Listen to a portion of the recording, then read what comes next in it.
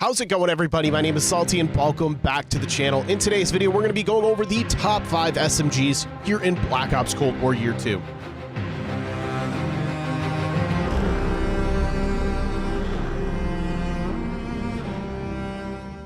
Now, before we get started, if you guys are new to the channel, I'm going to need you guys to make sure you hit the subscribe button for me so you don't miss any of my daily Call of Duty videos. Next, make sure to also smash the like button. It's the easiest and most effective way to support the channel. Let's jump right into it.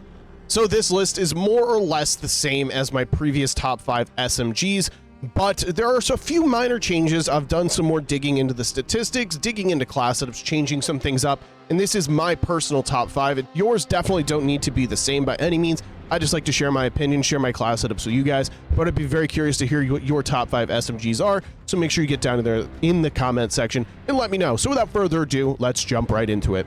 Now, at number 5, I have the KSP. This could be a hot take to a lot of people. I know it's a weapon that not a lot of people like. It is a weapon that kind of has an acquired taste, takes some practice to get used to, but it is the fastest killing SMG at close range because of the one burst potential. It's kind of in line with the Tech 9 in a way, the burst Tech 9 that is, but this is actually a little better when you dumb down all the statistics, where the burst Tech 9 would be a little better at range. So let's jump right into it here. Starting, I have the Task Force Barrel. This is going to be a necessary attachment here. For the KSP, we are gaining 8% damage, but the big two are going to be the 50% effective damage range and 75% bullet velocity. This is going to help our overall effective damage range up to 22.86 meters, and then that bullet velocity up to 463.75 meters per second. Now our base damage is at 54. It was already at 50 before the Task Force Barrel. Well, like I said, the main two are going to be that effective damage range and bullet velocity. It's still a weapon, even though the effective damage range is at 22. You want to stick extremely close quarters with, because you're going to absolutely fry your enemies one burst kill after one burst kill. This is a weapon that I really enjoy using on Nuketown. Down to the underbarrel, because we're using the Task Force Barrel, you need the field agent grip. You are gaining vertical and horizontal recoil control, 6% vertical and 20% horizontal recoil control here. Now, this is an attachment that I'm telling you, you must use. Unless you feel like adding a muzzle onto it and changing around some of the attachments. I personally like to go with 5, so this is exactly why I'm at here with the underbarrel. So let's get down here to the magazine. This is more or less a placeholder. You guys can use whatever you want. I like to use the 48 round mag if I'm running around in a bigger map, but if I'm on Nuketown and I'm playing extremely aggressive with the 48 round fast mag, I feel like I don't really need to say anything here. Like I said, you guys can put on whatever you want. All right, now down to the handle, we're going with the airborne elastic wrap. Nothing changed, just like yesterday with the top 5 ARs. You want that snappy aim, so we're gaining 30% here, along with 40% flinch resistance, and then the ability to drop shot, and then finishing it off with the Raider stock. You're going to need this sprint to fire speed. That is a big positive here, adding that to the weapon while you're playing very aggressive like this weapon is. And you also get 10% also added to the aim walking movement speed. Now, like I said, this is a weapon that other people, this could not even be in their top 5, which is completely okay to me. This is my list, and this is a weapon that, you know, I debated between this, the Bullfrog, the Milano, and in my opinion, this just kind of sits above them. But don't get your panties in a bunch. We're going to jump over to number 4. Now at number 4, we have the MP5. Now this is kind of like the XM4 from the top 5 AR videos. It's just kind of an unreliable weapon. Low recoil, great for what it's worth. It's great at close range and pretty good at medium range, very low recoil. So let's slide into it here. Starting, I have no muzzle. We're jumping right to the barrel with a 9.5 inch Ranger for the bullet velocity. That's one of the biggest things that was lacking here with the MP5. The 10 meter effective damage range is actually quite good. It's a pretty fast firing weapon at 857 rounds per minute. So you shouldn't be really going over the 10 meter to 20 meter range. And it's not like all that bad at the end of the day because of how low the recoil is. It's an extremely easy weapon to use, but we get our bullet velocity up to 500 meters per second, which will make it much easier to take those 20 meter engagements and make sure bullets connect much quicker. Down to the underbarrel, the normal foregrip here. I know people may ask why not the speed grip, but if you look in those negatives, we're losing a bunch of movement speeds. Yes, you're gaining sprint moving speed, but that's only 3%, and then it's 6% in the overall movement, shoot moving speed, and aim walking movement speed. I just don't feel like that's a great trade-off. But the primary source of recoil on the MP5 is going to be that horizontal, so I have the normal foregrip here. This is going to take care of all of it. It shoots like an absolute laser beam. Down to the magazine, just like the KSP, this is more or less a placeholder. You guys can use whatever you want. I personally like this 40 round fast mag if I'm playing on a smaller map, playing really aggressive. If I'm playing on a bigger map, the 50 round drum is definitely a good option. You're only sacrificing 15% of your aim down sight speed, but again, use whatever you want there. For the handle, just like the KSP, the airborne elastic wrap, we get the most amount of aim down sight speed at 30%. We get the flinch resistance and ability to drop shot. And then finishing off the build, again, just like the KSP, this is more or less an identical build with a few minor changes.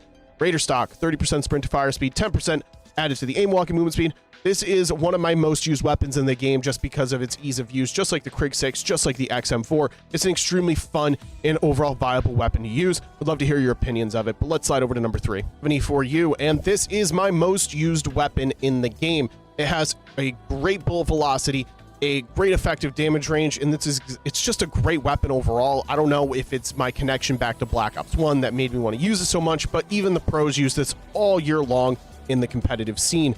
So the AK-74U is definitely worth the number 3 spot. Even though it's my most used weapon, I do not think it's number 1. Maybe once upon a time before some other weapons got added into the game, it's definitely a number 1 weapon. But let's slide into my class setup that I like to use here. Starting with the 10.3-inch Liberator barrel, we gain 100% bullet velocity, giving it a 766 meter per second. Bullet velocity there, our effective damage range is at 7.62, which isn't all that great in my opinion. This weapon absolutely fries at close range, but it definitely has that potential for the medium range gunfights. We have basically an assault rifle bullet velocity here, and although the damage range drop off is quite high, we have the great fire rate at 697 rounds per minute. So even though the effective damage range is not great, I feel like you still kill extremely quickly at those medium ranges. Down to the underbarrel, the Smg'S grip. This eliminates all of the recoil control needed there with the AK-74U, 7% vertical and 21% horizontal recoil control. I feel like I don't need to say much there. Down to the magazine, again, just more of a placeholder. 50-round fast mag if I'm running on Nuketown, 50-round drum if I'm on a bigger map.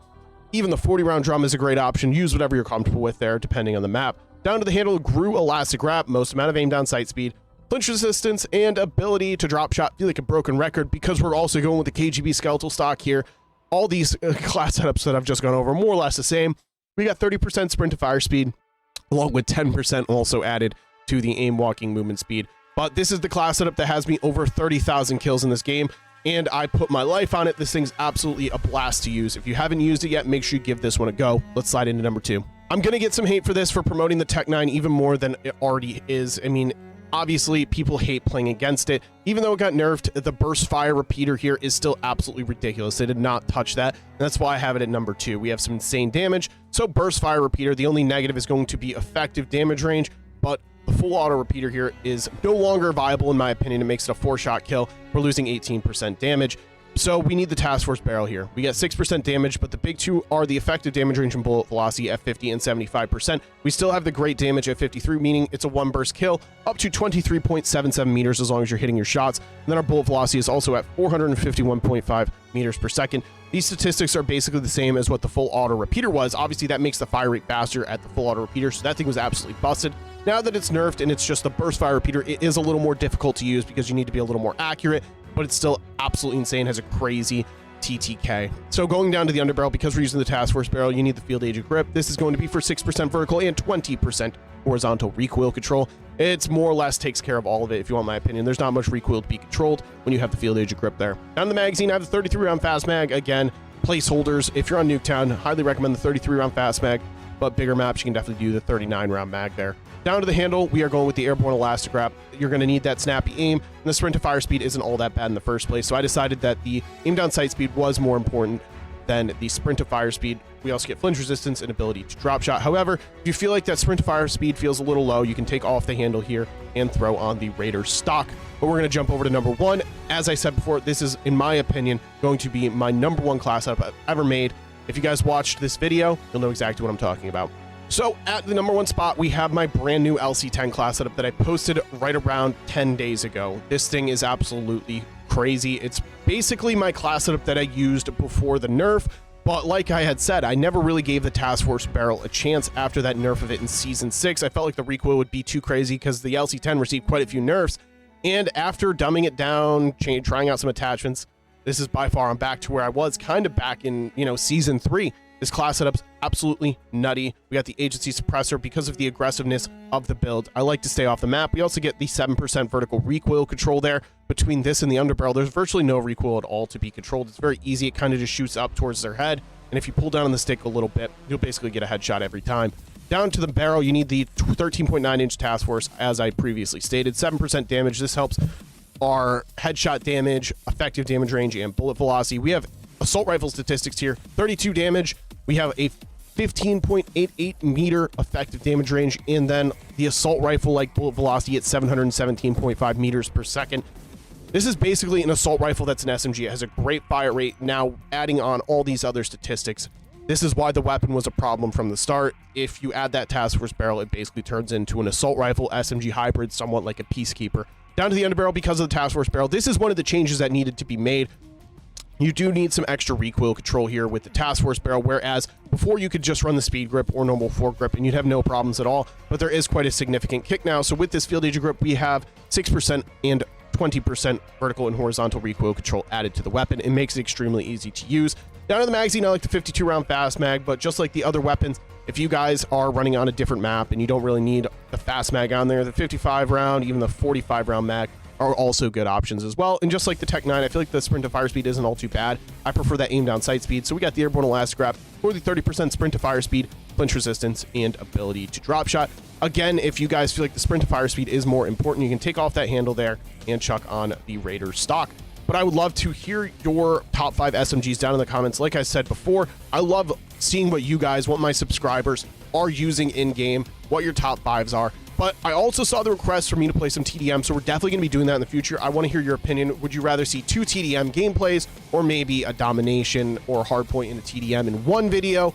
But for this video's sake, we are playing a TDM on Nuketown. Like I said, I want to do what you guys want to see. I'm still working on some S&D stuff. I'm just trying to get a 20 bomb. So if I end up uploading S&D more, that's the standard I want to keep it at. I want to do 20 bombs only. So for that time's sake, I'm still getting a little better at the S&D scene here. It's a little more sweaty than I'm used to, so just give me some time. We'll definitely get an S&D video out to you guys. But without further ado, we're going to slide into that TDM gameplay. We're going to be using that burst fire Tech 9. Hope you guys enjoy. Okay, we are using the burst Tech 9. I decided I wanted to use this over the number 1 LC10 because I just kind of posted an LC10 like last week or something. So I figured I'd change it up just so for the people that are only here to strictly like watch the games, I feel like it makes a little more sense. Well, and that guy's using an LC10, so maybe I should be using an LC10, but I don't like posting the same stuff over and over again. You know what I mean. You guys know what I mean.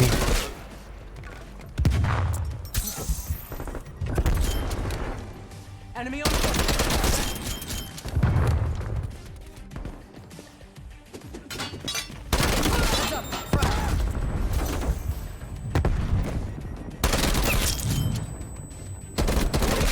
I did see the requests for TDMs, so if you guys are interested, make sure you guys just let me know. We'll definitely... Where did this guy go? We'll definitely rock up some TDMs. I'll do like 2 TDM games in the future or something instead of... You know what I mean? Instead of doing like a domination game or a hardpoint, we'll do some TDMs instead. We'll do 2 TDMs in a game at Nuketown, and then maybe... War machine ready for use. Straight deploying war machine. Like, you know, another map. We'll do a TDM on one map. Ow.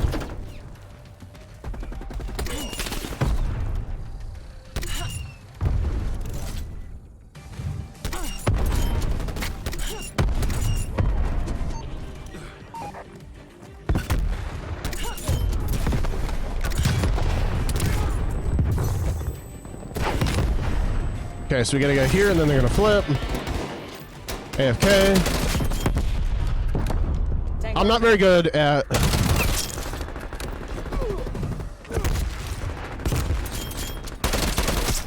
Not very good at nuking TDM, to be honest. I'm not very good with the spawns.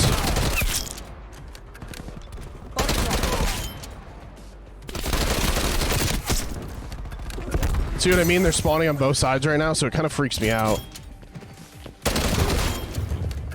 25 gone.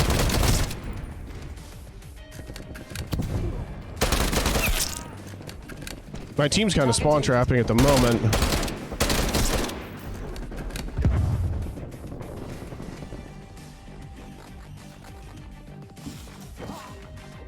I don't know where I'm supposed to be looking.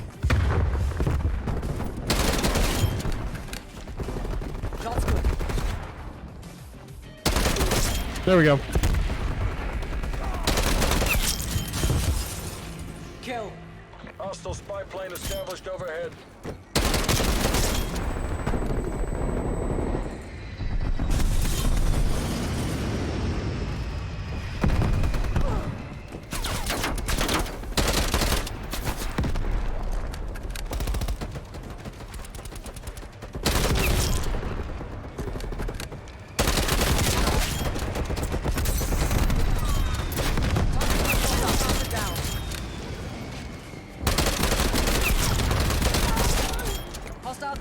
Might need to hit this nuke soon.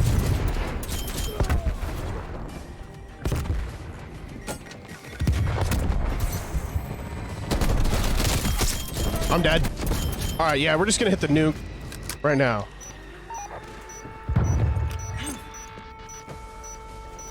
This is not a close game. Not a close game whatsoever. Also really quick. So yeah, you guys need to let me know if you guys are interested in like the 2 TDM games kind of thing. Or maybe like a domination in a TDM, like a high kill on Nuketown for domination, and then like a TDM gameplay. I'd be totally down. You just have to let me know.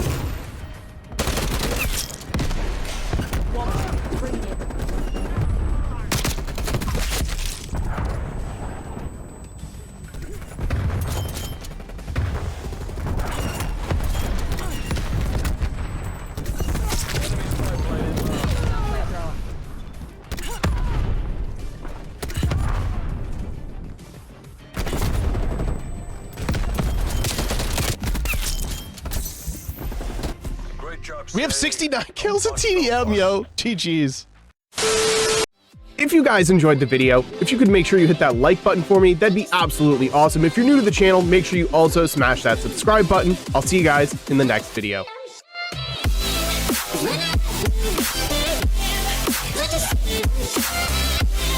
Let's